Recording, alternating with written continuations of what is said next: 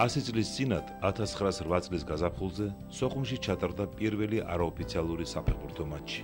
ერთმანეთს შეხვდნენ ადგილობრივი მოსწავლე ახალგაზრდობის საფეხბურთო გუნდები. სწორედ ეს თარიღი ითვლება აფხაზეთში ფეხბურთის შემორძანების ათვლის წერტილად. აფხაზეთის ავტონომიური რესპუბლიკის ხელისუფლებამ მიიღო გადაწყვეტილება აღენიშნა აფხაზეთში ფეხბურთის 100 წლის თავი. ამ თარიღს მიეძღვნა სპეციალური ფოტოალბომი.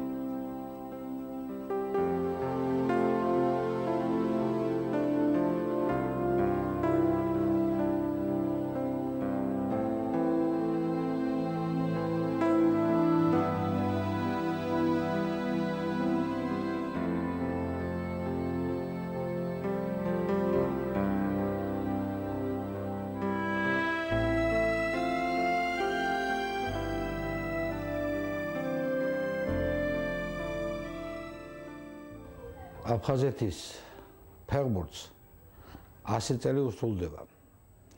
უნდა გითხრათ, რომ ეს არის ქართული ფეხბურთის დიდი ოჯახის ერთი შესანიშნავი დიდი სუბიექტი, რომელმაც 100 წლის განმავლობაში ჩვენს ფეხბურთს შესანიშნავი ოსტატები შეძინა.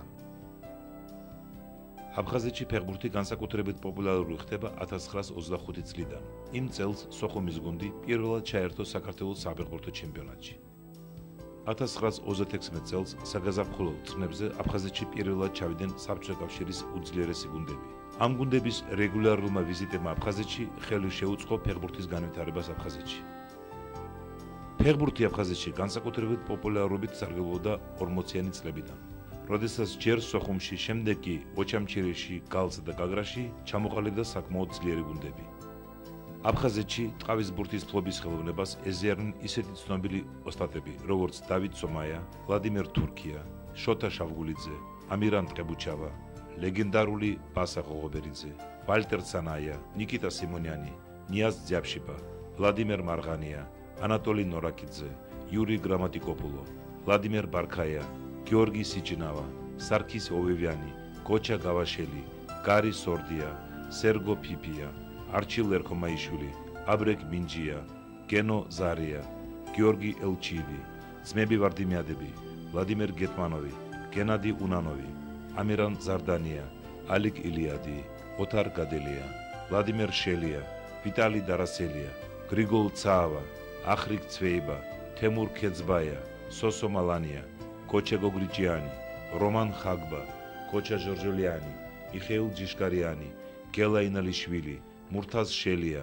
გიორგი ჩიხრაძე, გამოჩენილი მწვრთნელი ბონდო კაკობავა და მრავალი სხვა. თუ ვინმე გამოგრჩა, გვაპატიეთ.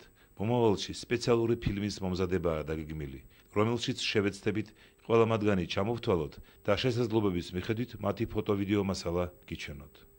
ეხლა მე ვერ წარმომიდგენია. აი დღესაც ქართული ფეხბურთი აფხაზეთის წარმომადგენლები რო არ იყვნენ. თითქმის ყოველ წელიწადი ნიჭიერი 3-2 ნიჭიერი თაობა ყოველთვის მოდიოდა და შევსება იყო იქიდან. 20 minutes gone. 1-0 Portugal lead. Portugal in white. Good ball to Sichinava. ერთ-ერთი ყველაზე ნიჭიერი, განთქმული და გამოჩენილი ფეხბურთელი აფხაზეთიდან იყო გაგრილი გიორგი სიჭინავა. მან შვენიერად ითამაშა როგორც თბილისის დინამოს, ისე საბჭოთა კავშირის რიგებში. სხვათა შორის, მისი იდეალი фეხბურთში იყო легендарული Баса Гогоберидзе. Я застал Басу Гогоберидзе, 3 года я с ним играл. Он сухумский сам был. Баса был. Ну, это что-то было неповторение в технике, в чувстве мяча. И многих он нас, очень многих он нас научил.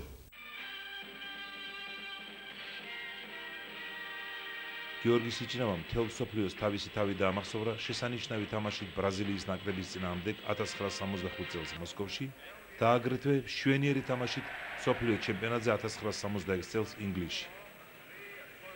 სიჭინავამ ითამაშა 2 მატჩი კორეის გუნდთან და პორტუგალიის ნაკრებთან. ამ ბოლო თამაშის ფრაგმენტებს თქვენ ახლა ხედავთ.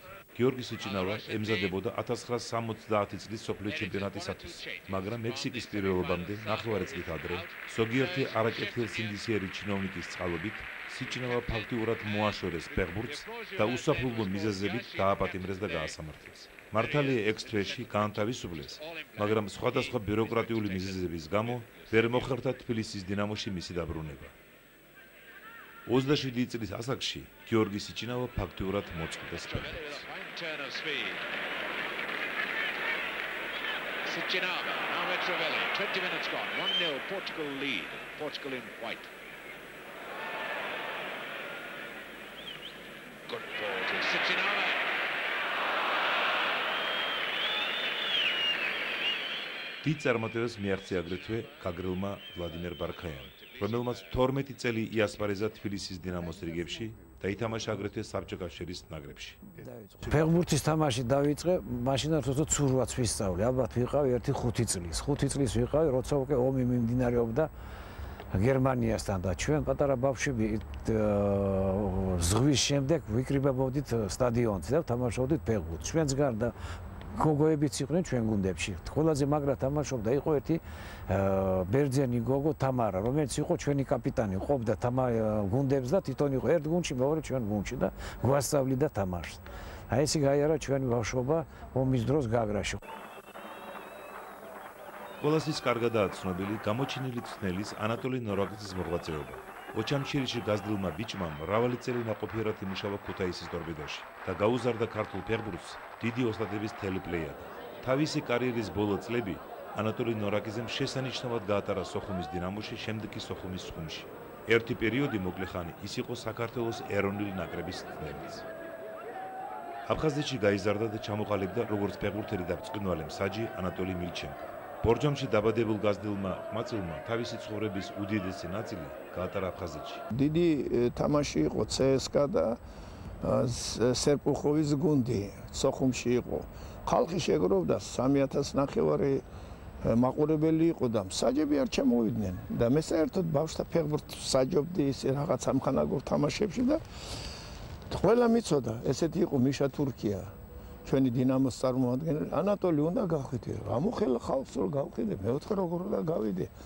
დიდი თამაში არ მემსაჯი, არა უნდა გავხიდე, როგორც იყო ფორმა მომიძებნე, საიდანაც გავედი და CSKA-ს მაშინ ავარჯიშებდა ბობროვი, ეს ვსეულოდ ბობროვი, დიდი მწვრთნელი და ფეხბურთელი და CSKA-ში თამაშობდა შესტერნიოვი, პანამარიოვი, ბაგრიჩი, ლინიაევი, ესეთი ფეხბურთელები იყო ნაკრების ხალხი და ну გამოვედი ვიფიქრე ბოლოს ხო აღარ ვიმსაჯებ არა დროს გამოვედი და 1-0 იგებდა CSKA მასობაში ბოლო წუთი იყო მოცილეს როგორც მახსოვს ორეხოზუევიდან არეშნიკოვი ყავდათ მე დაუნიშნე პენალტი მოვარდა პანამარიოვი სულშე მე პირველობაზე არ მინიშნავენ საბჭოთა კავშირის ასეთ პენალტებს შენ როგორ მე ვთქვი პენალტი იყო და დაგინიშნე დამთავრდა 1-1 როგორ გავიქეცი გასახდელში შევედი ამასობაში მიკაკუნებენ გააღე მეუბნე მიხაილ გრიგორიჩი გავიგე თურქიას ხმა მე ხო გეუბნეოდით რომ არ მინდა მე რაზე მომსაჯებთ ეხლა ნოტაციების საკითხვა მე არ მინდა არა откройте молодой человек боброма გავახე კარი და вы когда-нибудь судили მე კითხება მე ვთხარი не судили судить больше не собираюсь наоборот я вам советую молодой человек Пономарёву в первенстве не рисковали назначить пенальти вы назначили сейчас у нас Динамо Тбилиси игра, Тбилиси да Рочавалто. Ветху машин იყო ბატონი სიხარულიძე, გიორგი ვასილევიჩი, მაგარი პიროვნება. და იმას ვეთქვით, სპორტ კომიტეტის თავმჯდომარე იყო. მართლა არ ჩასულა უთხარ და ერთი კვირა გავიდა მირეკავენ, ანატოლი უნდა ჩამოხვალე თბილისში, ისეთი რაღაცები ილაპარაკა, რომ შენ უკვე მაგარი მსაჯი ყოფილიყავ. ანატოლი მილჩენკო აღიარებულია მე-20 საუკუნის საქართველოს საუკეთესო მსაჯად და ნიკოლოზ ლატიშევთან ერთად იგი ითვლება საბჭოთა კავშირის საუკეთესო არბიტრად. ომის დამთავრების შემდეგ ანატოლი მილჩენკო რამდენიმე წელი მოღვაწეობდა და ცხოვრობდა კიევში. შემდეგ კი დაბრუნდა საქართველოში, სადაც აგრძელებს თავის ნაყოფიერ მუშაობას. განსაკუთრებით უნდა აღინიშნოს ის დიდი როლი, რომელიც ითამაშა ფეხბურთის განვითარებაში სოხუმის დინამოს და კრასნოდარის ყუბანის ყოფილმა ფეხბურთელმა, საკავშირო კატეგორიის მსაჯმა და ფეხბურთის დიდმა ორგანიზატორმა გურამ გაბისკირიამ. როცა 1990 წლის მარტში სეპარატისტთა პოლიტიკურმა ხელმძღვანელობამ გადაწყვიტა მოეწყვიტა სოხუმის დინამოს საქართველოს ეროვნული ჩემპიონატიდან, გურამ გაბისკირიამ ადგილობრივი ქართული საზოგადოების დახმარებით რამდენიმე დღეში სოხუმში შექმნა საფეხბურთო კლუბი ცხუნი, რომელიც ორჯერ 1990 და 91 წლებში გავიდა საქართველოს ეროვნული თასის ფინალში. 92 წელს კი გახდა საქართველოს ეროვნული ჩემპიონატის ვერცხლის პრიზიორი. გურამ გაბისკირია იყო არა მარტო სპორტსმენი და მენეჯერი, არამედ სახელმწიფო მოღვაწეც.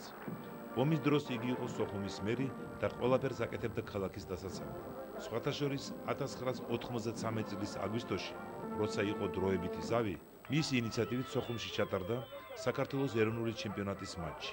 Ამ матчის პრაგრესს თქვენ ახლა ხედავთ თქვენ ეკრანებზე. Во-первых, 12 месяцев люди города Сухуми ждали мира. Мир пока еще не наступил, хотя есть соглашение. Вот, много работают над этим политики. Но сегодня в Сухуми пришел футбол, тот долгожданный футбол, где есть возможность у сухумцев 90 минут отключиться от тех ненастий, от тех моментов, которые 12 месяцев давлело над ними.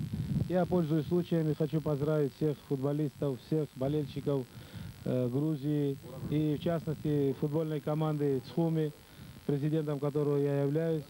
И это еще один успех грузинских футболистов не только лишь на своей арене государственной, но и в участии в Кубках УЕФА. И наша команда одна из тех, которая будет бороться за выход на один из этих кубков Европейского чемпионата. 1993 წლის 27 სექტემბერს გურამ გაბისკირია აფხაზეთის ქართული მთავრობის რამდენიმე სხვა წევრებთან ერთად დაატყვევეს და დახვრიტეს. მთელ მსოფლიოს მოედო კადრები, რომელიც მეტყველებს იმაზე, თუ რა ვაშკაცურად და რაინდულად მოიქცნენ გურამ გაბისკირია და მისი თანამებრძოლები დატყვევების შემდეგ.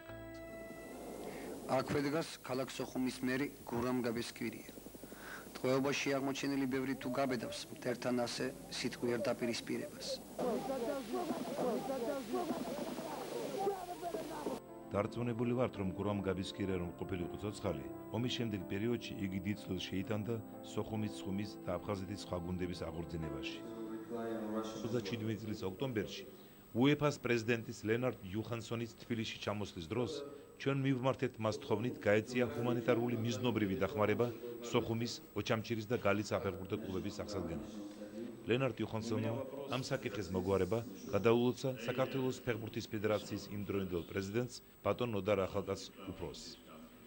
სამწუხაროდ ბატონმა ნოდარმა ვერ მოასწრო ამ იდეის განხორციელება, რადგან სამ თვეში გარდაიცვალა.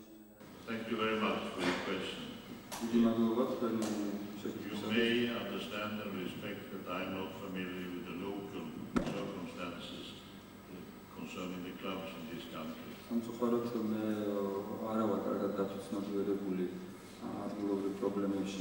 Decide how to spend the financial resources available. საქართველოს ფეხბურთის ფედერაციის გადასაწყვეტია თუ როგორ გამოიყენებენ ამ დახმარებას. Try to reply in Russian as well.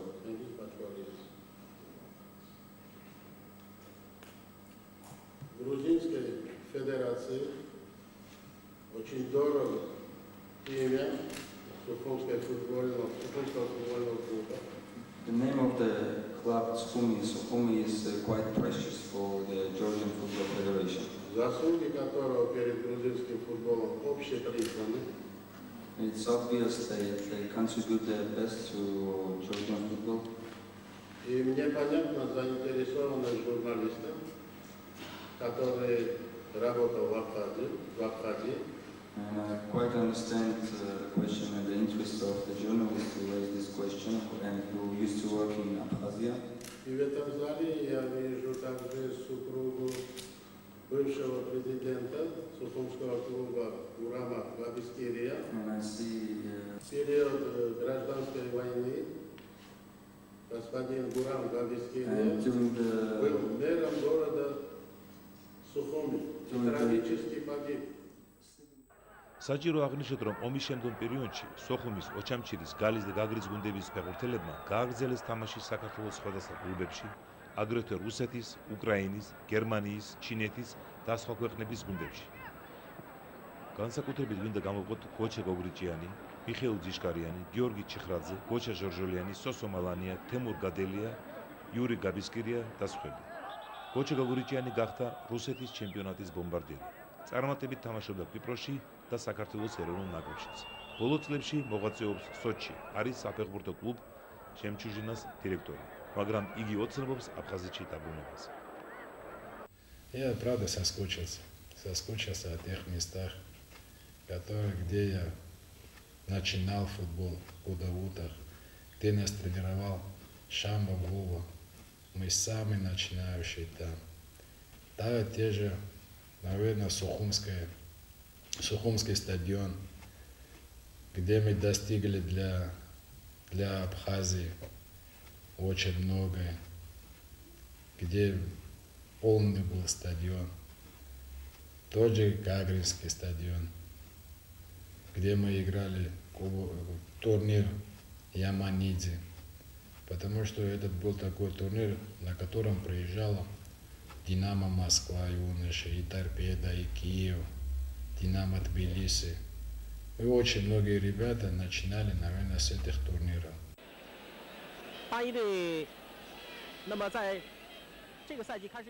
საჭირო აგრეთ აღნიშნოთ გოჩა ჟორჟოლიანის უნიკალური წარმატება. 1994-96 წლებში გოჩა ჟორჟოლიანი თამაშობდა ჩინეთში, გახდა ჩინეთის ჩემპიონი, იცავდა კლუბ შანხაის ღირსებას. იყო აღიარებული ჩინეთის საუკეთესო მეკარე.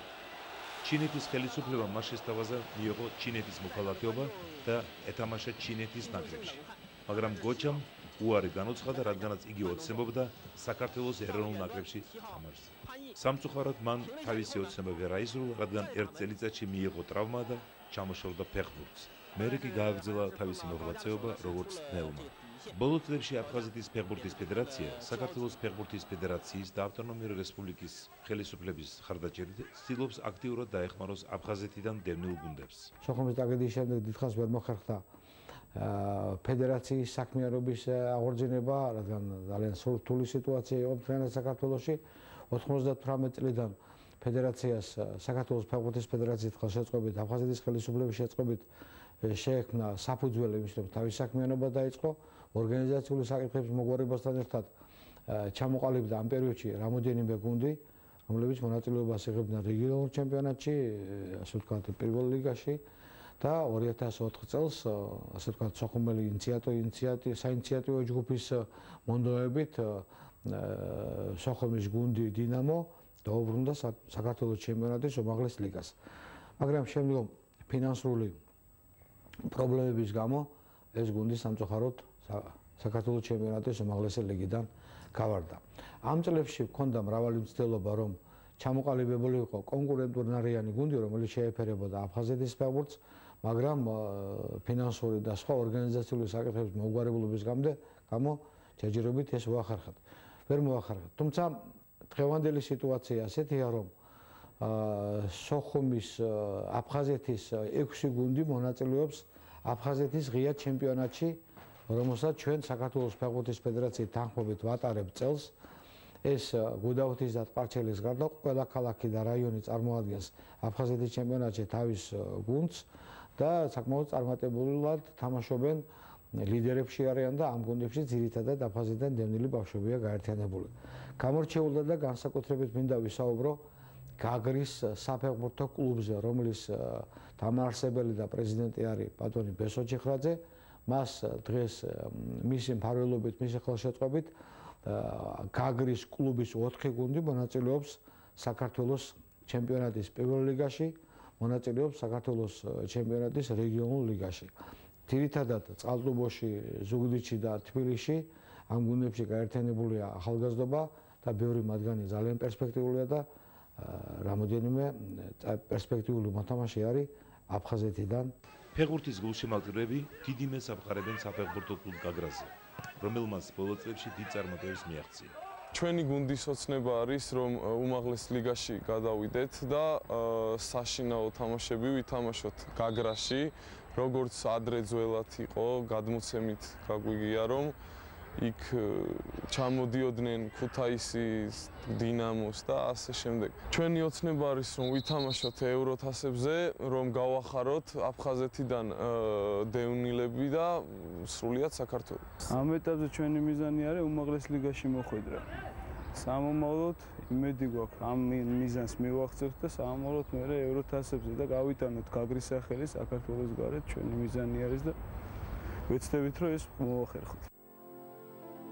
ვიმედოვნებთ რომ აფხაზეთიდან დევნილი სხვა ბიზნესმენები მიბაძავენ ბესიკ ჭიხრაძეს მაგალითს და აქტიურად ჩადებენ სერიოზულ ინვესტიციებს ფეხბურთში და ამით სარგებლობას მოუტანენ როგორც ქვეყანას ისე საკუთარ საქმეს. მით უმეტეს რომ საკმაოდ ნიჭიერი ახალგაზრდა თაობა იზრდება. თბილისში, წყალტუბოში და სხვა ქალაქებში არსებობს ბავშვთა და ჭაბუკთა საფეხბურთო გუნდები, რომლებიც დაკომპლექტებულია ძირითადად აფხაზეთიდან დევნილი ნორჩი ფეხბურთელებით. ჩვენ იმედი გვაქვს, ვიმეორებ და რომ კიდევ ერთად ვითამაშებთ ფეხბურთს იმ აფხაზი ბიჭებთან ერთად, ის სხვა ეროვნების ბიჭებთან ერთად, რომელიც ოჩამჩირე იყო განსაკუთრებით განთქმული სხვა ეროვნების ფეხბურთელები თამაშობდნენ. და ამ იმედით ვცოცხლობთ. მთელ საქართველოს და მსოფლიოს სხვადასხვა ქვეყნებში მიემფანტულ ქართველებს დიდი იმედი აქვთ, რომ ჩვენ ბოლოს და ბოლოს გვეღირსება აფხაზეთში დაბრუნება, გვეღირსება ქვეყნის გაერთიანება, რაც ხელს შეუწყობს ფეხბურთის აღორძინებას და განვითარებასაც. ნებისმიერი ქართველის ოცნება. რა არის აი მე პირადად აფხაზეთიდან არა ვარ, მაგრამ მენატრება. უკვე რამდენი წელიწადია იქ არ ჩავსულ ვარ. ადგილობრივი მეგობრები ქვეყანა მყავდა უამრავი. და ერთი ოცნება ალბათ რომ მინდა რომ სოხუმს გუნდი ყავდეს იქ და მონაწილეობდეს ჩვენ ეროვნულ ჩემპიონატში. თუ გვეღირსა მართლა და მე ეჭვიც არ მეპარება მაგაში ჩვენ ერთმანეთის მიმართ არასოდეს ის არ ქონია, ხო? მოხდა რაღაცა, ვიყავით ძმები და ალბათ ვიქნებით მასე ძმები, რაზეა ლაპარაკი კაც. ბოლოს ალბათ ერთად მოგვიწევს ჩვენ ეს ცხოვრება. როგორც ადრე ცხოვრობდით, კიდევ უკეთესად, მეგობრულად, ნათესაურად, ყველანაირად ერთად ვიქნებით და ღმერთმა ქნას ჩემი თავი დაჭირდეს სოხუმის გუნდს. მე მზათა ვარ ყველანაირად ვემსახურო სოხუმს.